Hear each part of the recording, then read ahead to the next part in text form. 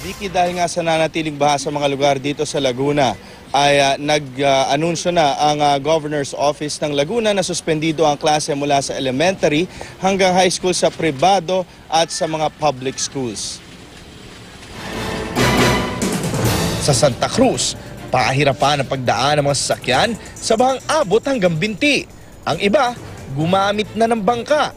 Umapaw naman ang tubig mula sa isang ilog sa Santa Rosa, habang ang bukid na ito, nagmistulang ilog kung saan kasamang nalubog ang mga alagang baboy. Abot hanggang binti naman ang tubig sa ilang kalsada na tila naging swimming pool ng ilang bata.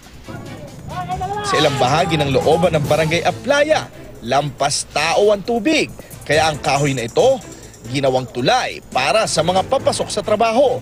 Ang iba sa pinagtagpi-tagping kahoy at plastik na galon sumakay habang hinihila ng tali na nakakabit sa mga puno.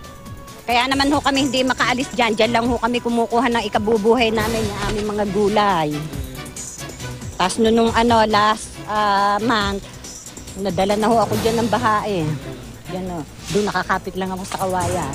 Ayon sa lokal na pamahalaan, galing Cavite raw ang tubig na nagpabaha sa ilang barangay sa kanilang bayan. Tuluyan na ring nag-crack at halos agusin na rin ang pader ng NIA Waterway na siyang binabagsakan ng tubig mula Cavite. Kahit naman dito sa Cavite, bumaha rin dahil sa halos walang patid na pag-ulan. Maging mga pangunahing kalsada gaya ng Aguinaldo Highway, inabot ng hanggang tuhod na baha. Mas marami ang di na nagbaka sakali habang may ilang naglakas loob pero nabigo. Or papark ko na lang sa may FM siguro. Tapos, Lalakarin ko na lang hanggang bahay. Napasabak na eh. sa inyo, Natanggal ang kadena. binaha rin kagabi ang mga coastal municipalities na Rosario at Noveleta pero agad rin namang humupa kinaumagahan. Hindi naman severe ang flooding ngayon eh. Hindi nagkasabay ang high tide at saka yung pagdating ng ulan eh, pagdating ng baha. Ang high tide kanina arrived at 1 p.m., 0.6 meters ang inakyat.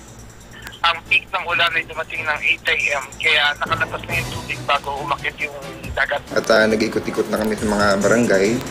And then nagpunta na rin kami sa Noveleta para i-check po yung river doon.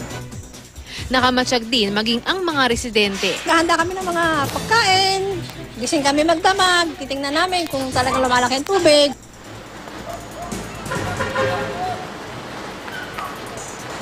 Vicky, sa huling monitoring ng PDRMC, tuluyan ng humupa ang baha sa malaking bahagi ng Cavite. Pero sa kabila niyan ay patuloy pa rin nag-anunsyo ng suspensyon ng klase bukas mula sa preschool hanggang sa high school sa lahat ng pampubliko at pribadong paaralan sa buong Cavite. At kasama ang ulat ni Jay Sabale mula sa Laguna, live mula rito sa Cavite, ako si Rida Reyes, ang inyong saksi.